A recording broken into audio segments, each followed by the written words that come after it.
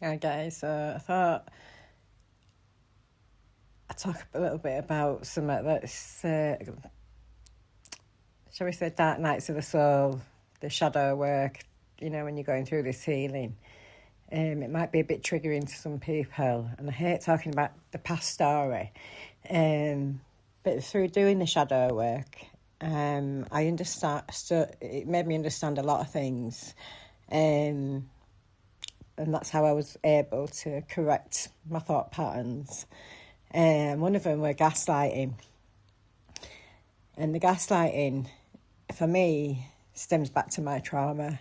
As a 10-year-old kid, I was sexually abused by my biological father.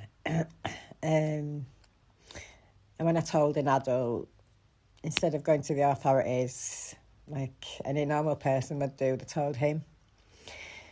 So he obviously denied it. I was whipped with a thick leather belt, couldn't sit down for 3 weeks. And then he lived with us for a further 2 years after that.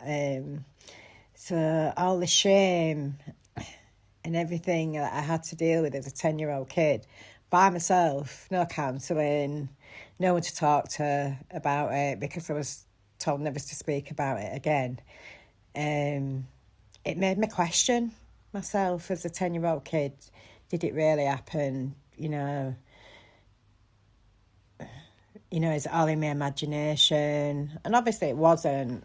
It was so traumatic. And it had been going on for about a year anyway, before I plucked up the courage to tell somebody. So that's why I got triggered a lot by gaslighting.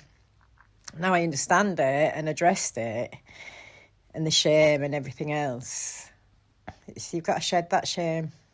It was never your fault. You were a 10-year-old kid, He was a responsible adult. I don't know about responsible, but he was an adult. Who'd also been abused as a kid. So it's all about breaking them cycles. And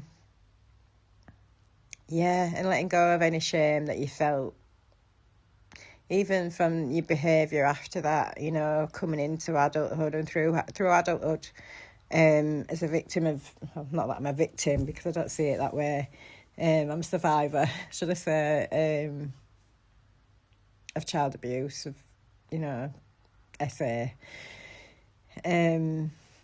So that's why by doing my shadow work, I realised that